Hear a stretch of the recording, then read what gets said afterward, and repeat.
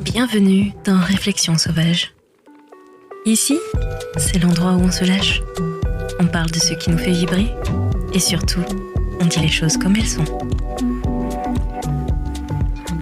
Je suis Andy et ensemble, on va explorer la vie sans filtre, les relations, le self-love et toutes ces petites réflexions qui nous rendent plus fortes. Installe-toi confortablement, prends un café, un thé ou un verre de vin et prépare-toi à des discussions 100% vraies, pleines de rire et de réflexion. Allez, c'est parti. Réflexions sauvages, let's go.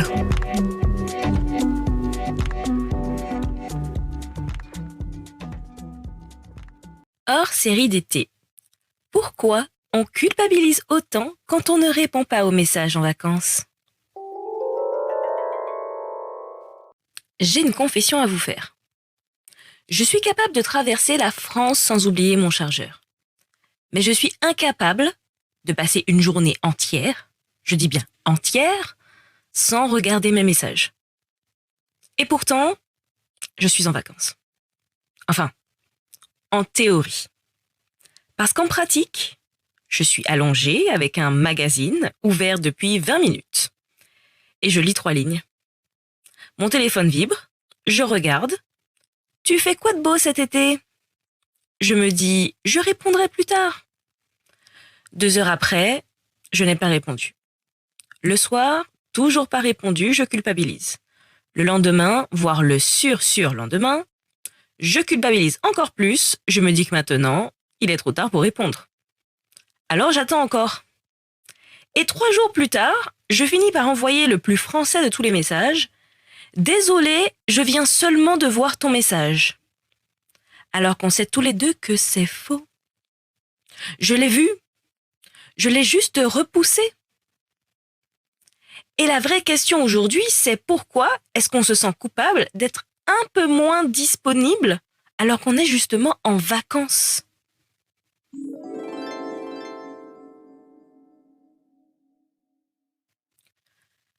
Je crois qu'on est la première génération qui emmène absolument tout le monde en vacances avec elle.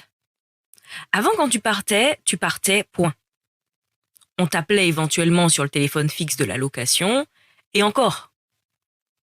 Aujourd'hui, tu pars à l'autre bout du monde, mais ton téléphone, lui, n'a absolument pas pris de vacances. Les groupes WhatsApp continuent, les notifications Instagram arrivent, les vidéos TikTok s'accumulent, les mails t'attendent, les messages privés aussi. On est physiquement sur une plage, mais mentalement encore dans toutes ces conversations. Et il y a cette drôle d'impression que répondre est devenu une preuve d'amour. Si tu réponds vite, c'est que tu tiens à la personne. Si tu mets 2 jours, tu t'éloignes. Comme si notre temps de réponse était devenu une unité de mesure de l'affection. Alors qu'en réalité, parfois on est juste en train de vivre. Et ça devrait être une excellente excuse. Le pire, ce sont les messages qu'on ouvre juste pour voir. Grave erreur. Parce qu'après, il y a toujours ce fameux « vu ». Eh oui, maintenant on a le « vu ». C'est probablement l'une des inventions les plus stressantes de notre époque. À partir du moment où il apparaît, un compte à rebours invisible démarre dans la tête. Il faut répondre. Et plus le temps passe, plus le message devient lourd, jusqu'à devenir une mission administrative, alors qu'au départ c'était juste « Tu veux aller boire un verre quand tu rentres ?»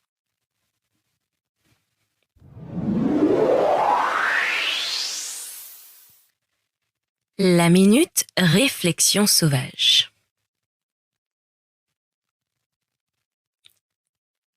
Si on culpabilise autant, c'est peut-être parce qu'on a fini par confondre la disponibilité et la gentillesse. On croit souvent qu'être un bon ou une bonne amie, une bonne sœur, une bonne collègue, une bonne personne, tout simplement, c'est être joignable tout le temps, le plus vite possible. Comme si notre valeur se mesurait à la rapidité de nos réponses, Alors qu'on oublie quelque chose de tout simple, c'est qu'on a le droit d'être absent. On a le droit de vivre une journée entière sans regarder notre téléphone. On a le droit de choisir le monde réel plutôt que l'écran. Et surtout, les personnes qui nous aiment vraiment ne nous aiment pas parce qu'on répond en 5 minutes. Elles nous aiment pour tout le reste. Pour nos discussions, pour notre présence, quand on est vraiment là, pour nos fous rires, pour les souvenirs, pas pour la vitesse de frappe. Et je trouve ça presque triste qu'on ait besoin de se rappeler une chose aussi évidente. Car au fond, les vacances sont peut-être le dernier endroit où on devrait avoir le droit de disparaître un peu. Pas pour fuir les autres, juste pour se retrouver un peu soi-même.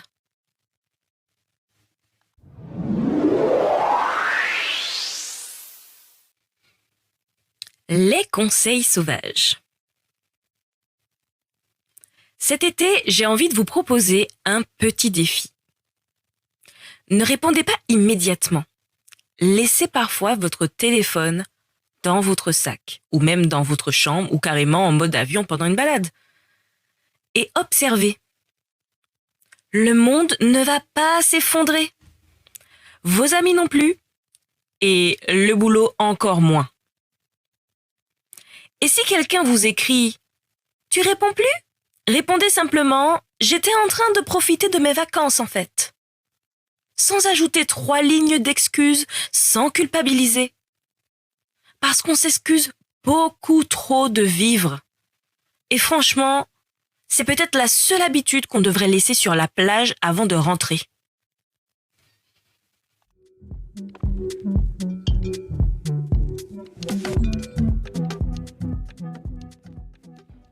Du coup, pourquoi culpabilise-t-on autant quand on ne répond pas aux messages en vacances? Tout simplement parce qu'on a grandi avec l'idée qu'être connecté, c'était être présent. Alors qu'en réalité, être présent, c'est parfois accepter d'être absent ailleurs. Donc cet été, autorisez-vous à répondre plus lentement, à oublier même votre téléphone pendant quelques heures, à regarder un coucher de soleil sans vérifier qui vous a envoyé un réel. Les messages peuvent attendre, les vacances beaucoup moins et les souvenirs. Voilà. Merci d'avoir passé ce moment avec moi et on se retrouve vendredi prochain 17h pour un nouvel hors-série d'été de Réflexions sauvages. En attendant, on laisse son téléphone respirer un peu et soi-même aussi. Je vous embrasse très fort et souvenez-vous, la plus belle notification de l'été, c'est parfois le bruit des vagues et le bruit des pieds qui claquent dans les coquillages. Bisous sauvages et à très vite.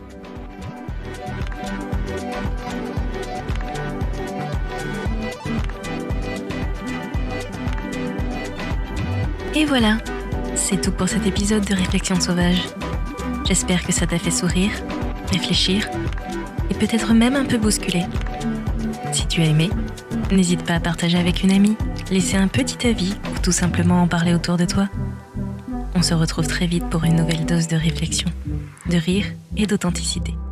D'ici là, n'oublie pas, reste sauvage, reste vrai et surtout prends soin de toi.